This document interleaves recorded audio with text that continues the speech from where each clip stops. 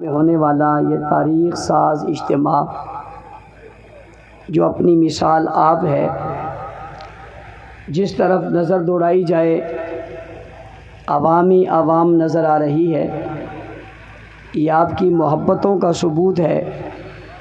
میں سب سے پہلے اس خوبصورت پروقار اور عظیم الشان اجتماع کے انعقاد پر محترم جناب لالا عبدالعزیز صاحب، بھائی گلزمان صاحب، ان کی پوری ٹیم، رفقاء، تمام دوستوں، تحصیلوں اور حلقوں کے ذمہ داروں کو مبارکباد پیش کرتا ہوں، جنہوں نے بڑی بھرپور محنت کر کے آج کے اس خوبصورت پنڈال کو سجایا، اور جس طرح انہوں نے پنڈال بنایا تھا، آپ کی کثیر تعداد میں آ کر اس پنڈال کی جگہ کو آپ نے کم کر دیا۔ انہیں اپنی تمام کناتیں قبل از وقت ہی کھولنی پڑیں، اور اس وقت پارک کے اندر اور باہر ایک جمع افیر ہے جو یہاں اپنی قیادت کی گفتگو سننے کے لیے آیا ہوا ہے۔ میں آپ تمام حضرات کو اس خوبصورت کانفرنس کے انعقاد پر مبارکباد پیش کرتا ہوں۔ آپ دیکھ رہے ہیں اسٹیج پر علماء کرام جلوہ افروز ہیں، بالخصوص قائد اہل سنت حضرت علامہ مولانا محمد احمد لدھیانوی صاحب آپ کے سامنے جلوہ افروز ہیں، اور بہت جلد آپ سے انشاءاللہ مخاطب ہوں گے اور آپ ان کی گفتگو سماعت فرمائیں گے، ان کے ولولہ انگیز خطاب کو سنیں گے۔ اور مجھ سے قبل ہمارے محترم جماعت کے عظیم رہنما علامہ اعظم طارق شہید رحمۃ اللہ علیہ کی نشانی علامہ مسعود الرحمن عثمانی صاحب بہت خوبصورت عنوان کے حوالے سے آپ حضرات سے گفتگو فرما چکے ہیں، اور آپ کے شعبہ کے قائد حضرت علامہ عطا محمد دشانی صاحب بھی مختصر وقت میں مگر بہت خوبصورت گفتگو آپ حضرات کے سامنے کر چکے ہیں۔ میں تھوڑی دیر، چونکہ اس محفل میں اور اس اجتماع میں حاضری لگانا بھی ایک بڑی برکت کی بات ہے، میں حاضری لگانے کی غرض سے کچھ گفتگو کرنا چاہوں گا، لیکن میں بہت دیر سے اسٹیج پر بیٹھا ہوں۔ میں جب سے آیا ہوں میں دیکھ رہا ہوں کہ سارے لوگ بیٹھے ہیں، اس طرف کے لوگ کھڑے ہیں، مجھے یہ پتہ نہیں ان کو مسئلہ کیا ہے۔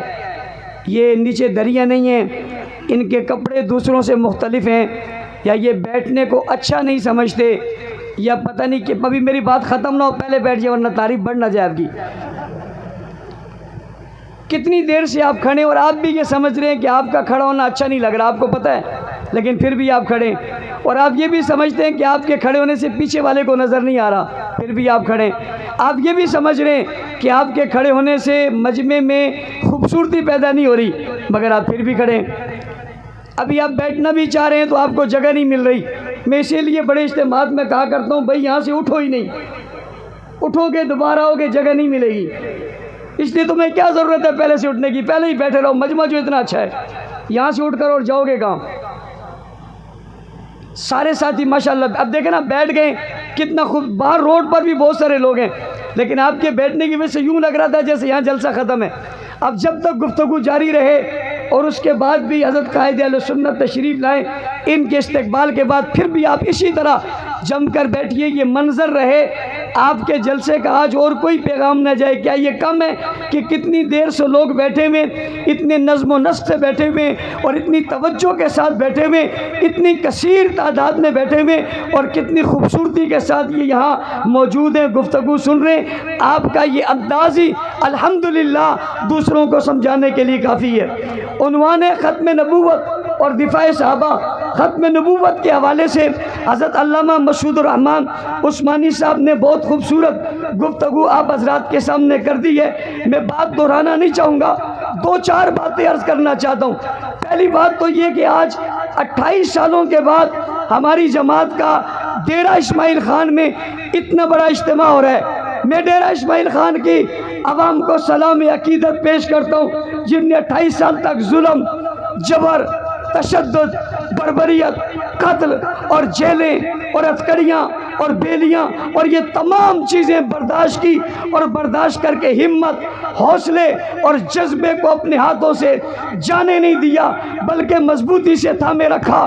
یہ بتاتے رہے، یہ سمجھاتے رہے، یہ دکھلاتے رہے، اپنے عمل سے کہتے رہے، ارباب اقتدار اپنے عمل سے کہتے رہے، مقتدر قوتوں اپنے عمل سے کہتے رہے، پاکستان والوں اپنے عمل سے کہتے رہے، ریاست والوں ہم پر ظلم و جبر کر رہے ہو، ہم دہشت گرد نہیں ہیں، ہم تخریب کار نہیں ہیں، ہم انتہا پسند نہیں ہیں، ہم ملک کے دشمن نہیں ہیں، ہم اداروں کے دشمن نہیں ہیں۔ 28 سال تک ہمارا یہ عمل جاری رہا، ہم بتاتے رہے، ہم پر اعتماد نہیں کیا گیا، ہمیں مارا گیا، ظلم کی چکی میں پیسا گیا، روڈوں چوکوں پر لوگوں کو پھینکا گیا، ماورائے عدالت قتل کیے گئے، لوگوں کو لاپتہ کیا گیا، انہیں گھروں سے اٹھا کر غائب کر دیا گیا، کسی کو 8 سال ہو گئے تو کسی کو 10 سال ہو گئے، کسی کو 12 سال ہو گئے تو کسی کو 18 سال ہو گئے۔ ماؤں کے جگر گوشے ان سے دور رہے اور جدا ہوتے رہے، لوگ تڑپتے رہے، ہتھکڑیاں پہنائی جاتی رہی، بیڑیاں پہنائی جاتی رہی۔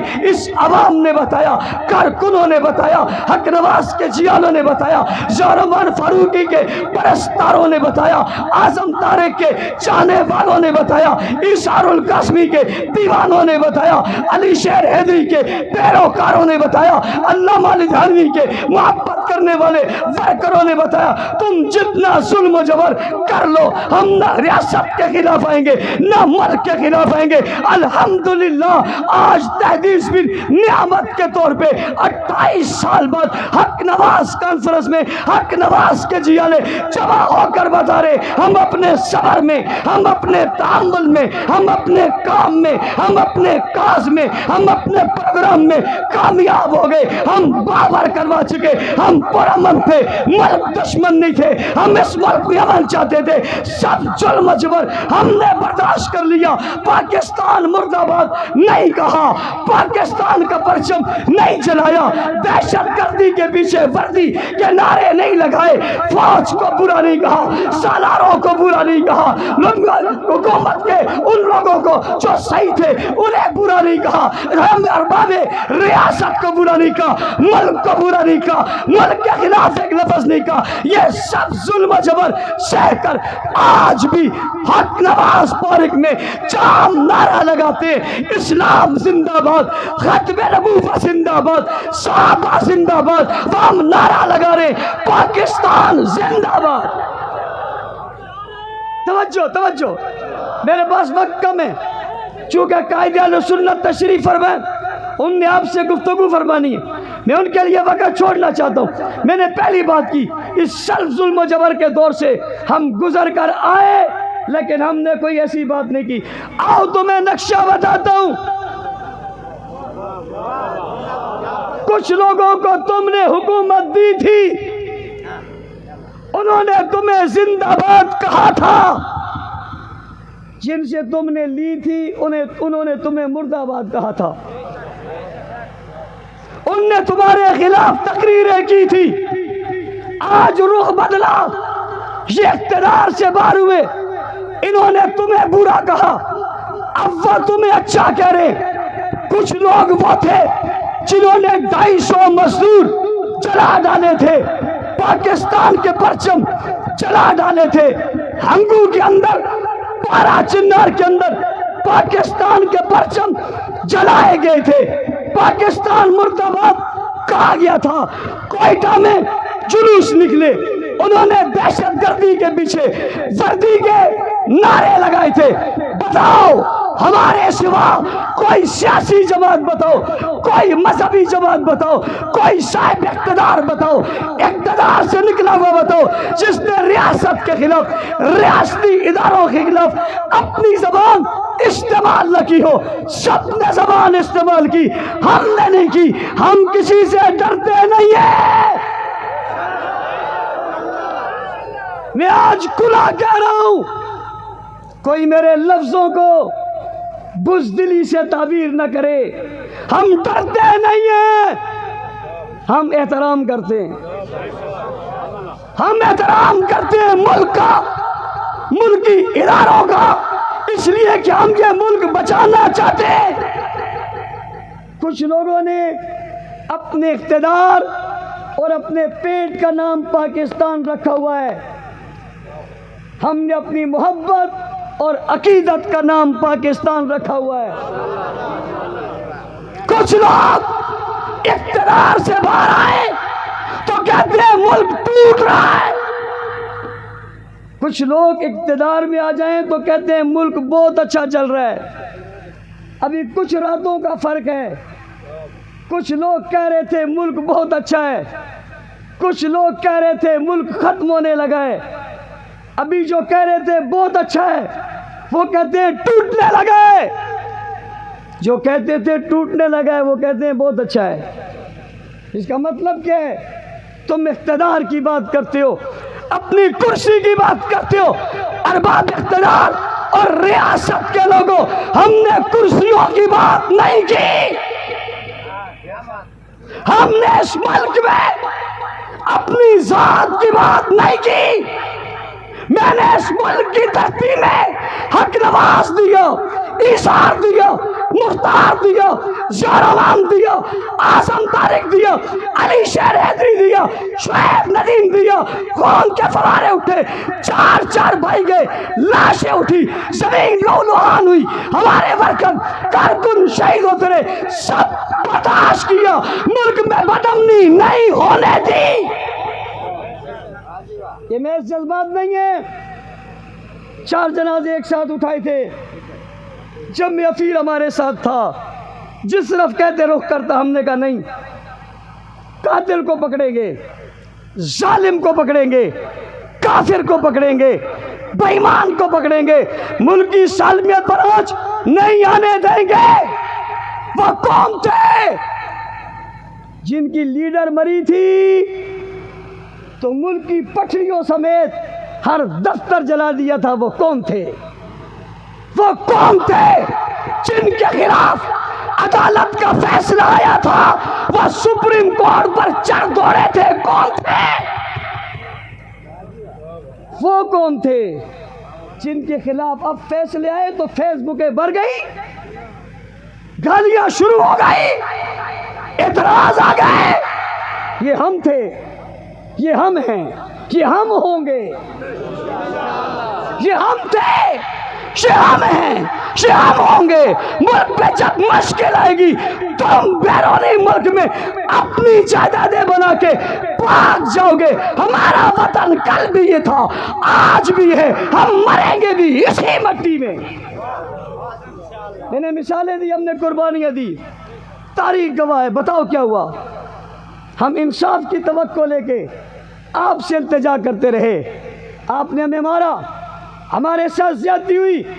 آج میں ڈیرہ میں کھڑا ہوں، میں ایک بار پہلے بھی یہاں کہہ چکا ہوں، جب میں ڈیرہ اسماعیل خان میں آتا ہوں، حضرت قائد اہل سنت آتے ہیں، چھوٹے چھوٹے بچے آ جاتے، 6 سالہ بچے آ جاتے، بوڑھی عورتیں آتی ہیں، آ کر پوچھتی ہیں بتاؤ ہمارے بچے کا کیا قصور ہے جو 8 سال سے لاپتہ ہے؟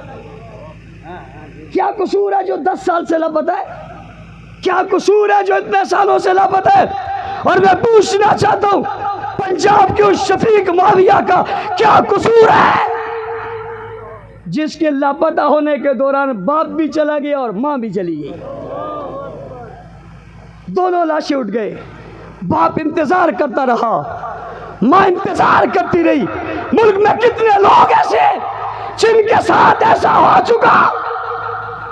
ہم پھر دروازہ انصاف کا کھٹکھٹاتے رہے، ہم آج بھی دروازہ انصاف کھٹکھٹا رہے ہیں۔ میری گفتگو کا مقصد تمہیں توجہ دلانے، یہ جم افیر جدھر نظر دیکھو لوگ ہی لوگ بیٹھے، حق نواز بارک برائے، یہ اپنے اپنے محلوں سے چلیں، اپنے اپنے علاقوں سے چلیں، اپنی اپنی تحصیلوں سے چلیں، یہاں تک پہنچے۔ میں ضلعی انتظامیہ سے پوچھتا ہوں بتاؤ ان کے آنے سے کسی درخت کا پتا گرا ہو تو بتا دو، کسی سائیکل کا ٹائر پنچر ہوا ہو تو بتا دو، کسی کا 1 پیسے کا نقصان ہوا بتاؤ، ہم دینے کو تیار ہیں۔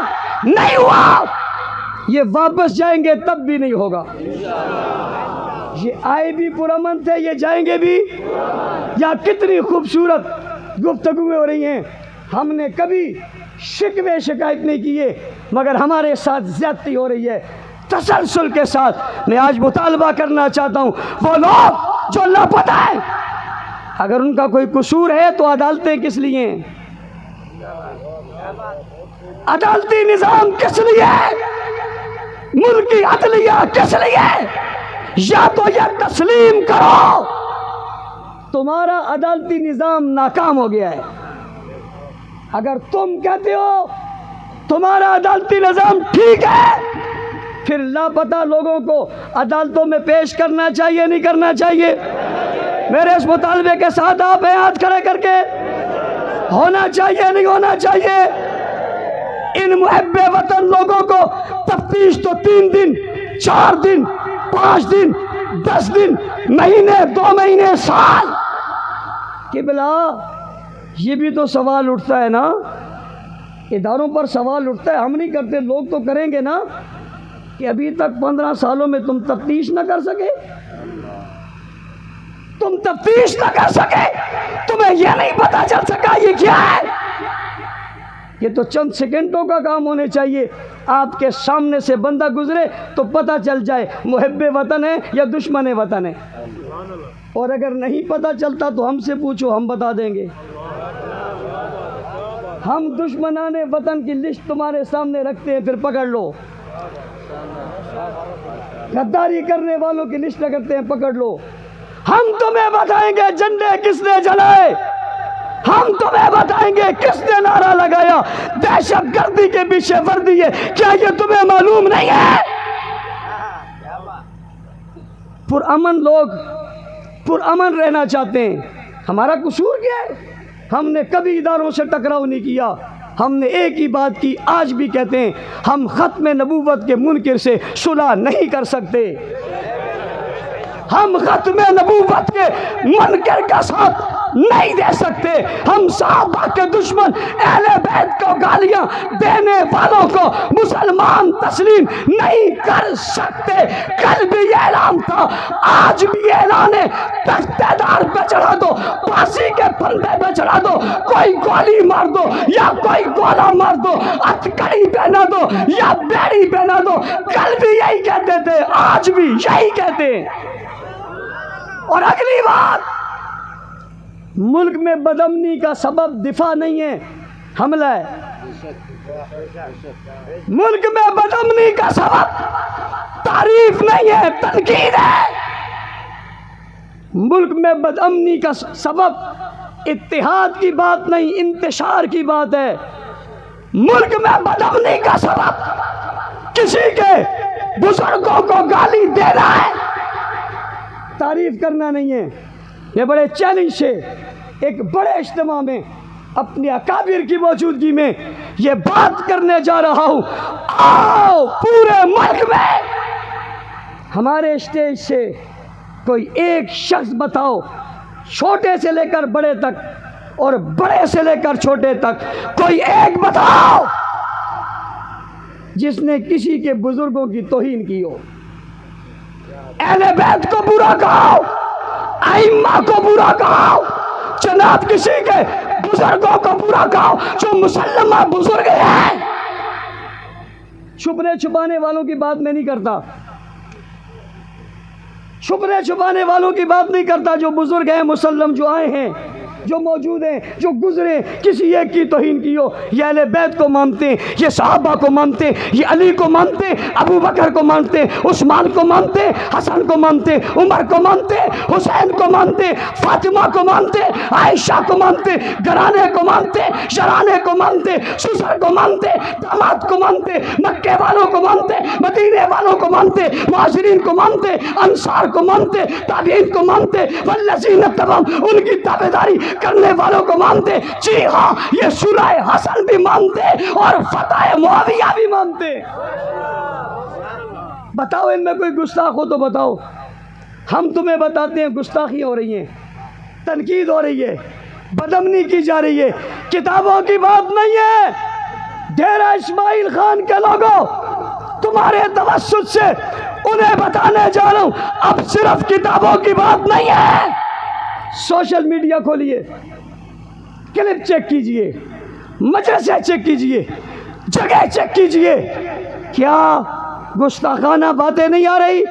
پہلے لٹریچر آ رہا تھا، اب تقریریں آ رہی ہیں، اب باز آ رہے ہیں، توہین ہو رہی ہے، کبھی ابو بکر کی تکفیر، کبھی عمر کی تکفیر، کبھی عثمان کو برا بلا، کبھی معاویہ کو گالی، کبھی عائشہ کو گالی، کبھی بلال کو گالی، کبھی ابو ہریرہ کو گالی، کبھی خالد بن ولید کو گالی۔ یہ کون سا طبقہ ہے جو گالی دیتا ہے؟ یہ کون ہے؟ یہ دیوبندی نہیں ہے، یہ بریلوی نہیں ہے، یہ اہل حدیث نہیں ہے۔ کوئی مسلمان یہ تصور ہی نہیں کر سکتا کہ ان طبقات کو گالی دے۔ یہ کون ہے؟ ہماری جنگ یہ ہے، ہماری بات یہ ہے، ہمارا پیغام یہ۔ ہم بدامنی نہیں پھیلا رہے، ہم بدامنوں کا راستہ روک رہے ہیں۔ ہم ملک میں انتشار پھیلانے والوں کے سامنے کھڑے ہیں۔ اس انتشار کو روکنے کے لیے ہم نے جانیں دی ہیں، قربانیاں دی ہیں، وجود زخمی ہوئے، اور جب بھی تم نے امن کی بات کی ہے، جس محاذ پر ہم کھڑے رہے، قائد اہل سنت تشریف فرمائیں، کون سی جگہ نہیں امن کی جہاں تم نے بلایا اور یہ نہیں گئے؟ کون سی جگہ تمہیں ضرورت پڑی، تم نے آواز دی اور یہ نہیں آئے اور کردار ادا نہیں کیا؟ پاکستان جلنے لگا تھا، راولپنڈی میں آگ لگی ہوئی تھی، بتاؤ یہ بجھانے والا کون تھا؟ وہ ایک ہی شخص تھا جسے احمد لدھیانوی کہتے ہیں۔ تم نے پیام پاکستان لایا، ملک میں امن چاہیے، اس امن کے لیے سائن اس نے کروا کے تمہیں دیے، امن کی پائیدار مضبوطی کے لیے کردار انہوں نے ادا کیا۔ اور سنو، میں بڑے چیلنج سے کہہ رہا ہوں، بانی اول حضرت اکنواز شہید سے لے کر قائد اہل سنت علامہ لدھیانوی تک، میری پوری مرکزی قیادت میں کوئی ایک بتاؤ جس نے کبھی ریاست، پاکستان اور اداروں کے خلاف گفتگو ہو، وہ بتاؤ۔ یار سنو تو صحیح، سمجھو تو صحیح، ان پر ظلم جبر کیوں کر رہے ہو؟ زبردستی باغی کیوں بنا رہے ہو؟ میں ڈیرہ اسماعیل خان کی انتظامیہ کو مبارکباد پیش کرتا ہوں، جن نے اس تمام چیزوں کو چیک کیا، انہیں آج کھلے عام بیٹھنے کی اجازت دی۔ یہ آج کھلے عام بیٹھ گئے، جبر سے، تشدد سے، بربریت سے، لاپتہ رکھنے سے، لاشیں گرانے سے، ماورائے عدالت قتل کرنے سے، روز روز کے جنازے اٹھانے سے اگر لوگ ختم ہوئے ہوتے تو آج یہاں سے وہاں تک نہ نظر آنے والوں کا سروں کا سمندر کبھی نہ آتا۔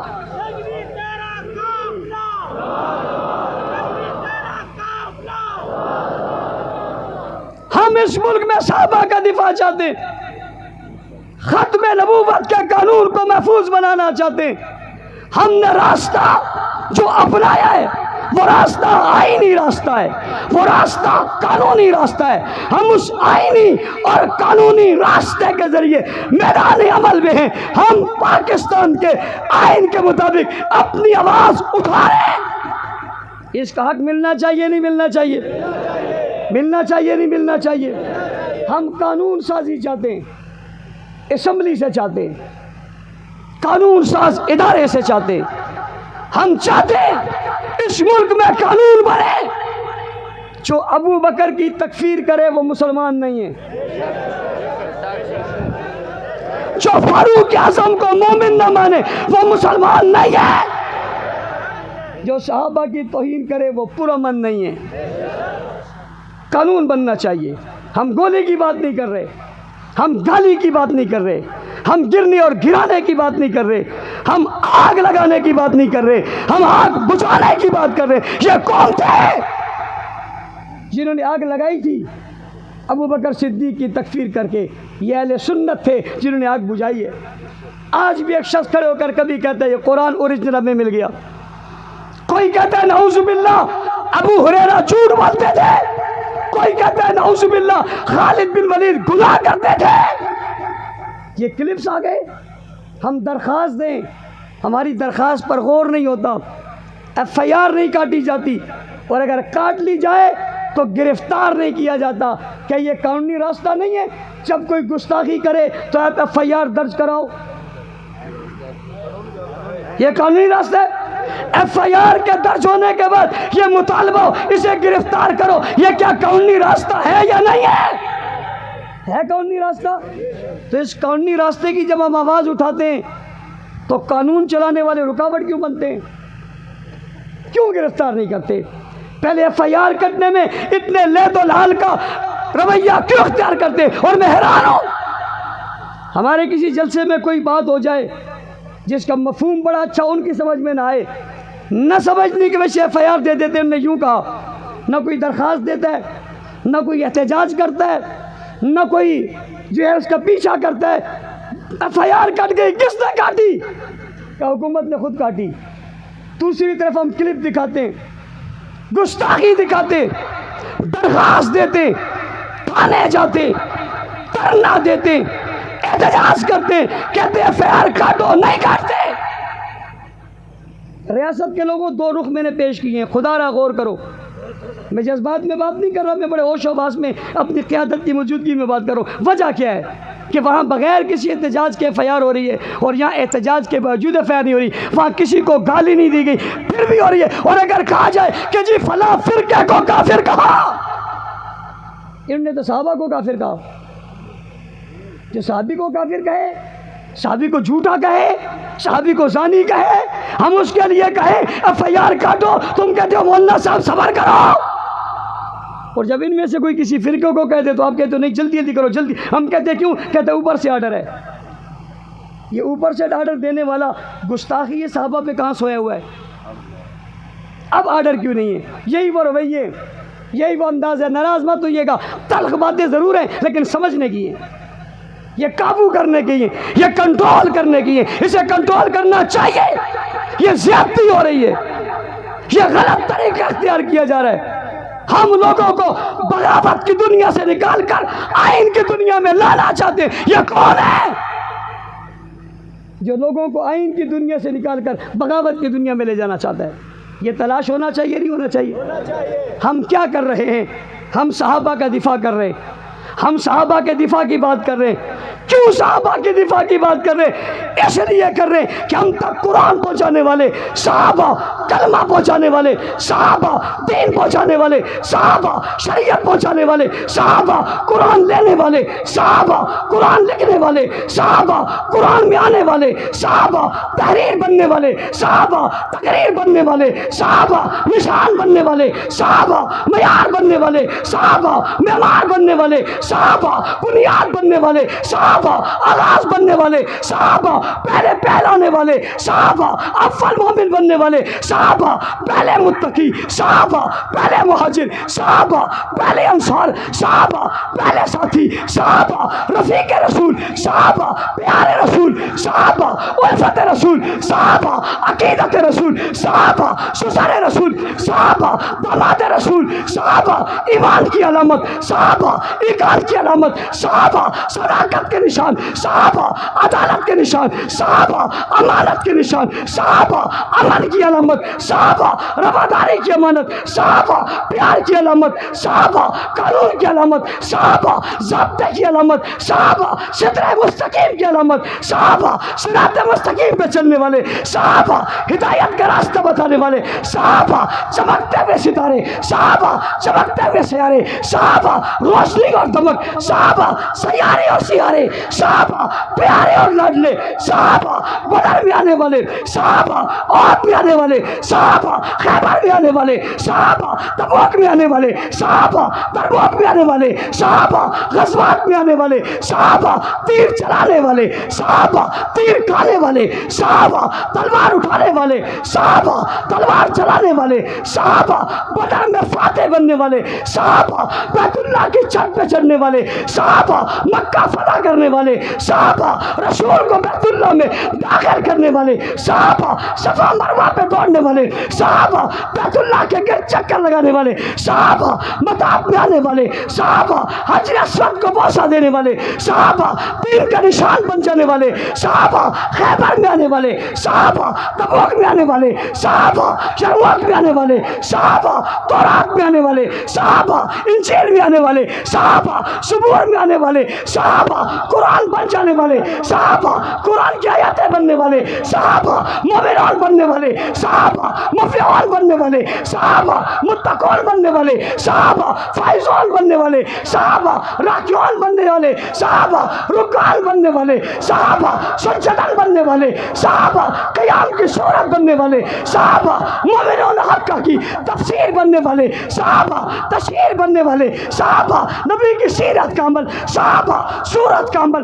صحابہ علم کا عمل، صحابہ عمل کی تصویر، صحابہ کردار، صحابہ گفتار، صحابہ اخلاق، صحابہ اعمال، صحابہ درس، صحابہ معیشت، صحابہ معاشرت، صحابہ انداز، صحابہ دین، صحابہ کلمہ، صحابہ